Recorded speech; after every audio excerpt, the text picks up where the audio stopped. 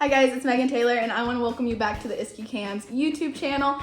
We are starting a throwback series. So this isn't a major throwback. All of these videos were filmed when we were in the process of the Isky T tribute build that Dennis Taylor, my dad, did. So we have Alex involved and we got to sit down at the Isky plant with several people, Ed being one of them. So we have a lot of videos coming out soon about Ed where he sat down with Alex and talked about his life for hours. It was amazing to listen to and film. So we're gonna try to get those out to you guys because it's really important for all that information to be out there. But we also got to sit down with his son, Richard Iskenderian, who is our CEO, and he has been the CEO for about 20 years now.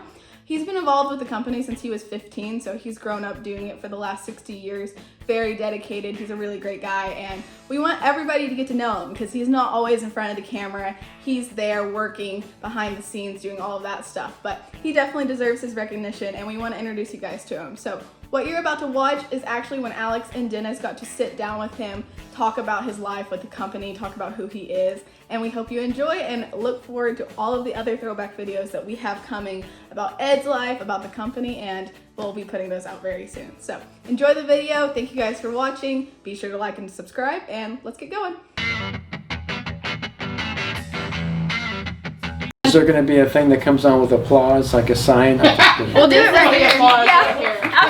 After she introduced, this is a live show. Yeah. Okay, so we are here at Isky Racing Cams with Richard Iskenderian, son of Ed Iskenderian, the CEO, the man. Hi. Hello, Alex and Dennis. How are you guys doing? Good to see you. Yeah. So I had the chance today to talk to Ed a little bit, but super excited to be doing a car as a tribute to his, that he built when he was 17.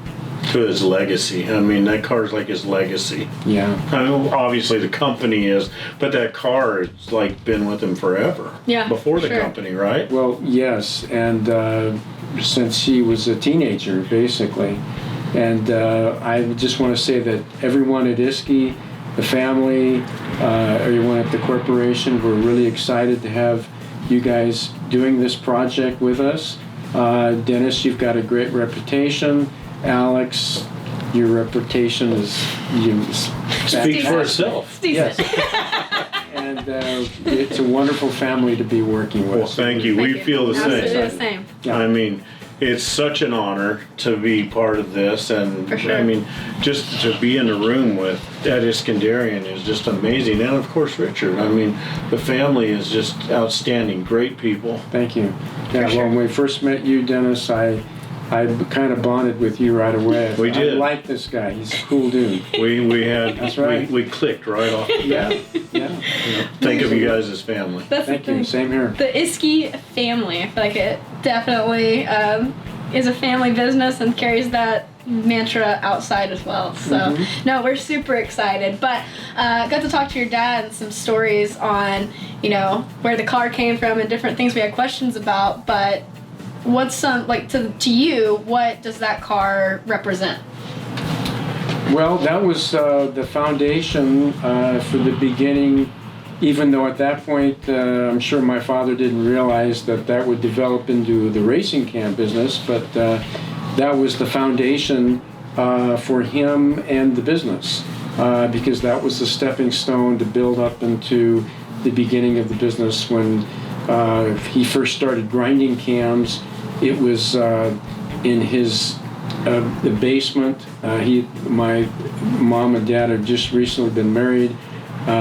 They lived with my dad's parents, and upstairs and downstairs they had I should say basement, but a garage, and that's where he was grinding cams back Did he then. grind his first cam for that car? Yes. That's Well, really actually, I cool. think he bought a Winfield originally, but the way I understood with Winfield, I never met him. He was a genius, but he was not a real savvy business person. And it was hard to get anything. You'd have to wait forever to get a cam from him. And that's why my dad decided, well, look, maybe I can do this. I did some tool and die making stuff in the past in high school and whatnot, and I'm going to give it a go. And he made his first cam grinder himself. He made his first cam grinder, and I remember the story very well, that he felt that he needed to tell people that winners use Isky Cams. And when Hot Rod magazine came out, he did a little tiny ad in the back, and that's what it said: winners use Isky Cams. And at that time, he didn't have very many people using the cams because he just started. And back in those days, you would regrind, no new cores were available, so you were regrinding someone else's stock flathead cam. And so basically, when they saw that, people would say, wow, winners use this product. I'm going to buy one too. That's that advertising genius. And my dad felt, God, if I can get $20 a cam, and if I can do 5 a day, I'm going to make $100 a day. That is a great living right then. And that was back in 1946, 45, right after the World War II. So that's how it started, and then it went from on West Adams Boulevard in West LA to his first plant in Culver City, which the building is still there today. And it actually still has our name on it, although it's leased out. He sold it to John Athen, his lifelong friend. And when he passed away, his wife Lydia, she leased it out to somebody. It's a carpentry place or something now. But it's still, the building is still there. And then from there we went to Inglewood, and from Inglewood we came here in 1966. When did you come into the business? How old were you? Oh boy, I remember when we were in Inglewood, and I was maybe 13 or 14. They put me out in the plant, and I was grinding on this one machine, flathead Ford cams, and I think I was getting 25 cents an hour, which I was like excited to get. And I was just working part-time on that and whatnot. But when we moved here in '66, I was a junior in high school, then I was working part-time in the shipping department or wherever they needed me. And then we, after I graduated from high school, I started working full-time. And of course, in those days, I wanted to be an actor. I don't know why. I was shy. I felt acting was going to be the thing. I was in a school play called The Music Man in high school, and I was a high tenor, and I didn't know anything about music. Could not read music, and anyway, I thought that was my calling, and so I washed out. And first, I didn't want anything to do with the business, and then I was grateful to be involved in the business. And I started working in the shipping department, and then the call came for an opening in the office. And I remember that first call that I ever picked up, I was terrified. I was terrified that the person on the other end was going to do much more than I ever did.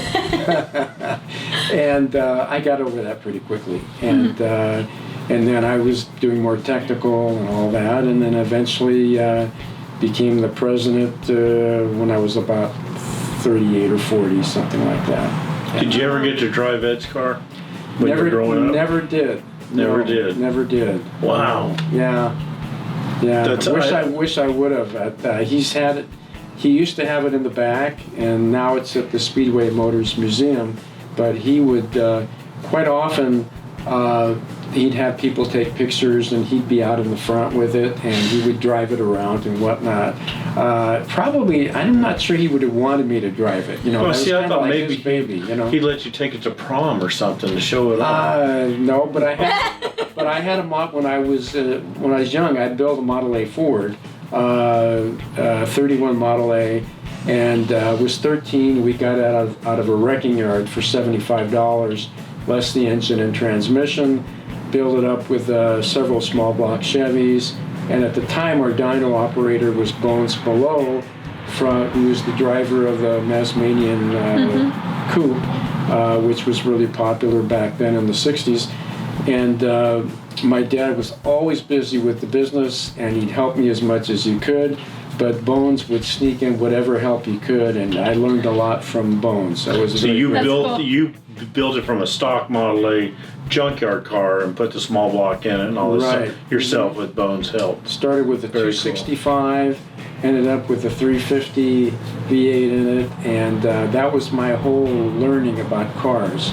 And it was a great situation to be in. It was something people would dream to be in, because you got the dyno operator at Isky Cams, and it happens to be Bones below. Right. Yeah. He's guiding you along the deal. It's kind of like a guided tour of how to. And I can remember I was too young to go get any parts for it that I could drive, and I would have my uncle drive me down to a place called Ford Parts Obsolete on Slauson Avenue in Los Angeles, and I can remember back in those days, because this was in the early 60s, there was no internet, so I would you'd send away 25 cents, you'd put a postage stamp to return postage prepaid, and you'd get a little sample about 1 inch by 1 inch or 1 by 2 of mohair upholstery, because you wanted to redo the upholstery on the car.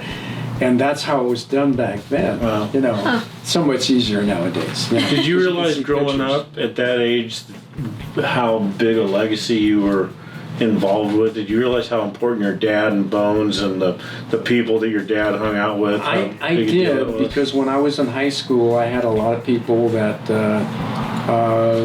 would make comments and whatnot, and we would go to Lions Drag Strip.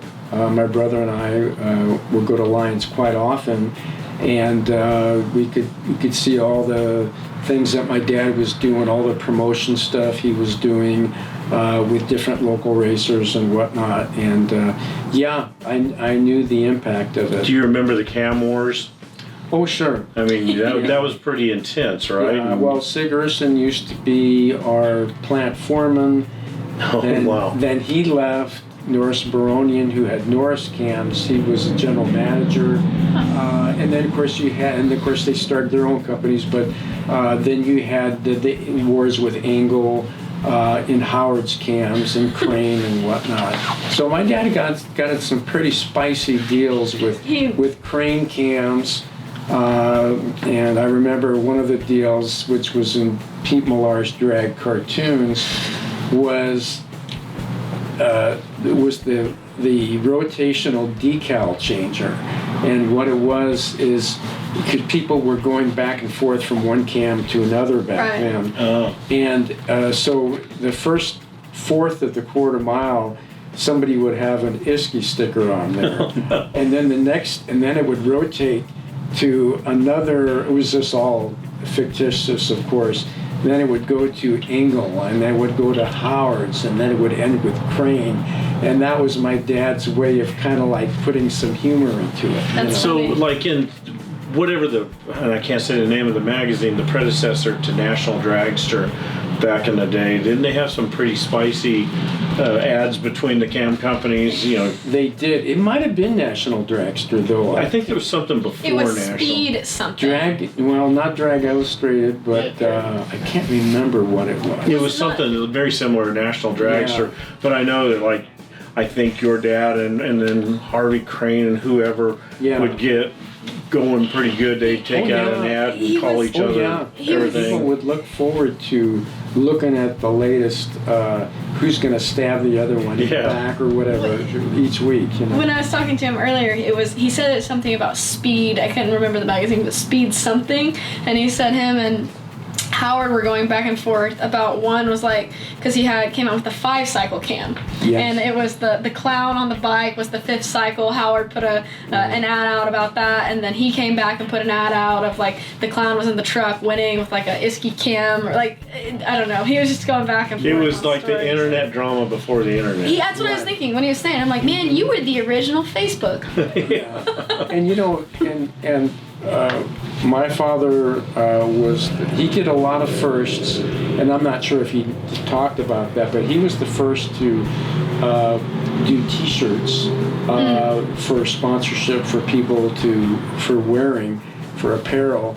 And somebody probably would have eventually done it within a few years afterwards, but he was the first. He was the innovator. He was the one that realized that people needed to wear the product, or the advertisement for the product, and he did a lot of things like that, you know. That's cool. And I'm proud to say that as my dad, he was the first to do it, you know. And I'm learning more and more of the first that Ed did. Right. Looking at his car at the museum, it's like, he did this stuff before anybody. I mean, maybe not anybody, but he innovated a lot of stuff that we do today and don't realize where it came from. Sure. It's cool though that you guys, being a family company and things like that, you guys are still doing stuff that, you know, Ed implemented and started, like working with racers and working with, you know, getting your product and your logo and things like that out there. So they're still really leading the charge in that. Yeah. I mean, you watch Street Outlaws, it's Isky on every shirt almost.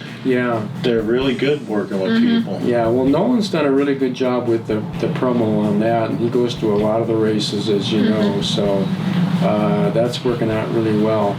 I was going to mention, forgot what I was going to mention.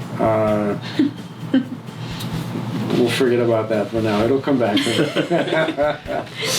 Having one of those moments where I had the idea and had lost it. Darn it. probably because somebody interrupted you. Yeah, I'm sorry. That was No, it was probably- me. No, you didn't. I think I interrupted myself is what happened. Well, it's pretty cool to see. I mean, when you walk around the building here, it's like a time capsule. I mean, it's really. I know what I was going to say. You know, it was so many of the big, there's so many cam companies. Oh, is there so many? You know, I guess the right way to say this, in this whole foundation of all the cam companies, anything, cylinder heads, you name it, crankshafts, it's all built on mom and pop companies, family companies. And unfortunately, a lot of companies have sold out to big holding companies and stuff like that. And a lot of our core base is really happy, really thrilled with the fact that we are a family organization because they just can't get the same kind of service that they do from these other places. Makes a big difference. And we have picked up a lot of business, you know, with folks like yourself, all the great work that you guys are doing, and our advertising and other forms of advertising, and just the fact that we are a family. A lot of our hardcore people, a lot of hardcore racers, they appreciate that. You know? We all do, and you're absolutely right. So many of it become so corporate. It's just about money now. You lose that personal touch. Yeah. You can see right here in the background, it's still family, and that we really admire that. We talk about it a lot. You call Isky for techno. First of all, you're going to get a human operator. Then you're going to get a human technical person. You're not going to be told you're number 15 on hold or anything like that. That's important. And that turns off a lot. I hear that a lot. It does. Yeah. That turns off a lot of people. For sure. And whatnot. We deal with that same thing. If we call and you got to wait 3 hours for advice or technical advice, you end up hanging up. And You're not calling out of the country. You're calling within. That's right. That's right. Or get an English-speaking person. And by the time you get through, you're usually not happy because you just waited that long. Yeah. It just puts a bad taste in your mouth. Right. So no, that's a big deal for sure. Right. So Yeah. no, I mean, again, we're excited, you know, for what's coming up with the car, and you got a lot of work ahead. But it's an awesome project to be a part of. It's a lot of work, and we appreciate you being dedicated, Dennis, to getting it done. Well, I appreciate you, but we're going to build a car that, you know, we don't want anybody to think or put out anything that makes people think that we're copying a car, because we're not. Right. We're paying homage to the Cam Father, and we're going to do what he wants to do, but we want to do it with a little modern twist. Right. And it'd be kind of like your car, your Sure. company car. And, Right. And it's an honor for me to get to put my little personal taste in that car. Right. You know, it's just really going to be a special project of a lifetime. Really, And of course, for me. the goal is to get this to the trade shows like SEMA and PRI, where it'll be in the booth where people can see it up and close and front and like that. Yeah. You know? For sure. Mm-hmm. Think about that. 1938, right? Yeah. No, 48. Which part are you asking? When Ed started the car. Oh, yeah. Oh, That would have been. yeah, it would have been 38. Yeah. So here we are in 2000. 23. Almost 85 years later. 2023. That just doesn't even sound right. You know, it's not possible. And the awesome thing is, the man still sits right here in his chair. Absolutely. For sure. Well, anyways, I think we'll obviously be back around a lot coming up and seeing you guys at trade shows and back and forth in conversations. So this is just the beginning. But with that said, we got a lot of work to do. So let's go get it done. Absolutely. Let's start. All right, sounds good. Thank you. Thank you both. Of course, thank you. Really happy to be working with you guys. Me Can't from say the bottom enough. of our heart. Thank you. Same. You're welcome.